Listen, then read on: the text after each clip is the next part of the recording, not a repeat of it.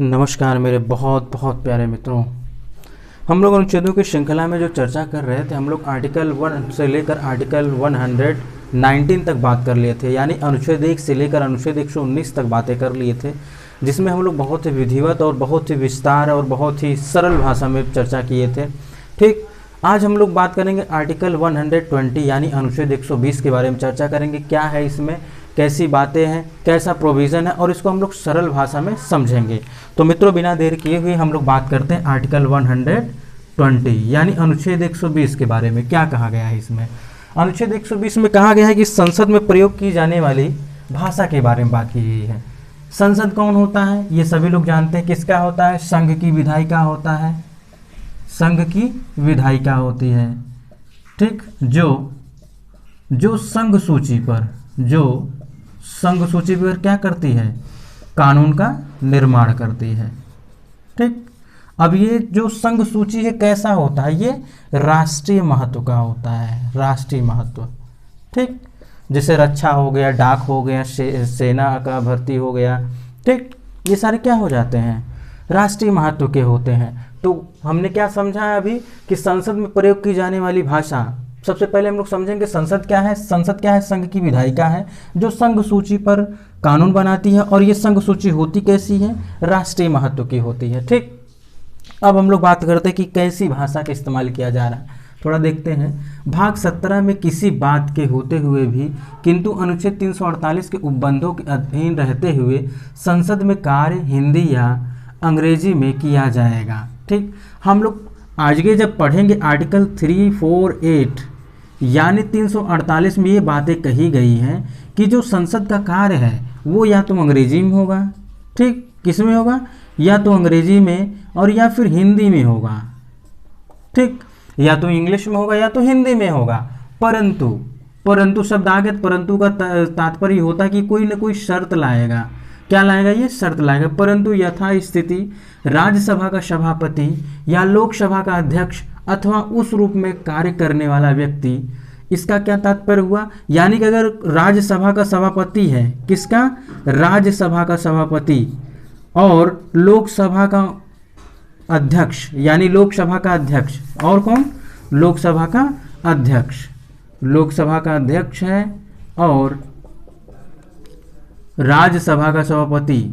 मान लीजिए ये दोनों क्या उपस्थित ना हो, बीमार है या फिर किसी कारणवश बाहर है, तो इनके कार्य कौन निपटाता है? यानी इनके कार्य का निर्वहन कौन करता है? उपसभापति, और यहाँ पे उपाध्यक्ष। ये बातें तो हम लोग आगे कर चुके हैं, बहुत पहले ही कर चुके हैं। यहाँ पर बात यही किया जा रहा है कि आर्टिकल 348 यानी अनुच्छेद 348 में यह बात कही गई है कि संसद के जो कार्य होंगे वो या तो इंग्लिश में होंगे या तो हिंदी में होंगे। परंतु यथास्थिति का मतलब ये होता है कि कंडीशनल है कि अगर ऐसा हुआ कि राज्यसभा के सभापति और लोकसभा के अध्यक्ष, ठीक, क्या कर सकते हैं? या तो इनकी जगह पे जो कार्य कर रहा है अगर ये उपस्थित नहीं है, अगर इनकी जगह पे ये कार्य कर रहे हैं, तो ये क्या करेंगे कि किसी भी व्यक्ति को, जो व्यक्ति उसका सदस्य है संसद का, किसी व्यक्ति को जो हिंदी या अंग्रेजी में अपनी पर्याप्त अभिव्यक्ति नहीं कर सकता है, अपनी मातृभाषा में सदन को संबोधित करने की अनुज्ञा दे सकेगा।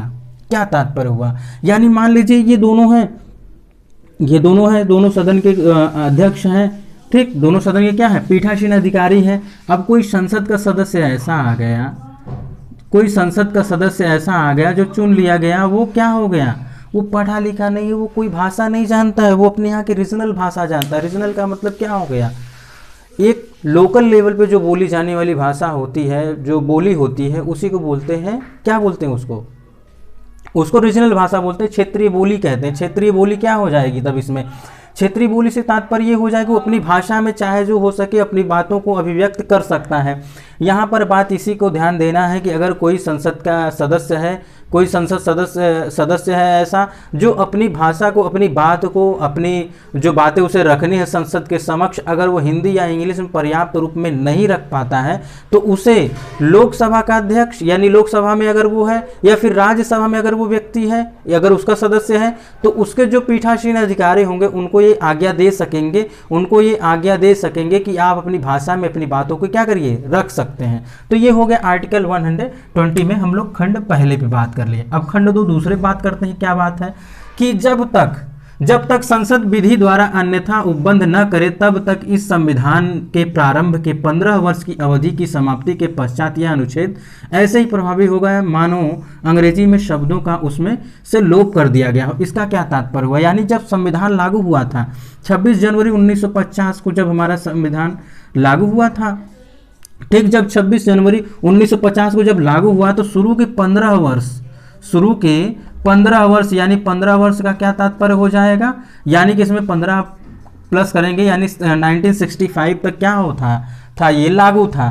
लेकिन ये क्या हो गया, ये तब भी लागू था लेकिन इसको क्या कर दिया जाता है, बार बार बढ़ा दिया जाता है, आगे बढ़ा दिया जाता है। इसलिए क्योंकि हो सकता है कोई भी न कोई ऐसा संसद सदस्य आ सकता है जो हिंदी या इंग्लिश अपनी बातों को पूर्ण रूप से रख नहीं पाएगा, जिसको अनकंफर्टेबल हो सकता है या फिर वो नहीं रख पाए, एकदम ही नहीं रख पाए। तो इसलिए क्या कर दिया जाता है, इसको हर प्रत्येक 15 वर्ष बाद इसको क्या कर दिया जाता है, बढ़ा दिया जाता है। लेकिन जब हम लोग आर्टिकल 348 पढ़ेंगे, अनुच्छेद 348 जब पढ़ेंगे तो इसके बारे में हम और डिटेल करेंगे। यहाँ पर हम लोग बस इतना ही बात करेंगे जितना आर्टिकल 120 में रखा गया है, कि यानी संसद में प्रयोग की जाने वाली भाषा कैसी होगी। हम लोग इसके बारे में डिस्कस कर लिए हैं कि अगर कोई भी व्यक्ति क्या हो संसद का सदस्य बन जाता है, चाहे वो किसी भी सदन का हो, चाहे लोकसभा का हो, चाहे राज्यसभा का हो, अगर लोकसभा का वो सदस्य है, अगर वो अपनी बात, अपने विचार या फिर जहाँ से वो प्रतिनिधित्व है, जहाँ से वो चुना गया है, वहाँ की बातें अगर संसद के समक्ष नहीं रख पा रहा है हिंदी या इंग्लिश में, तब वो अपने रीजनल यानी अपनी मातृभाषा में दे सकेगा, अपनी अभिव्यक्ति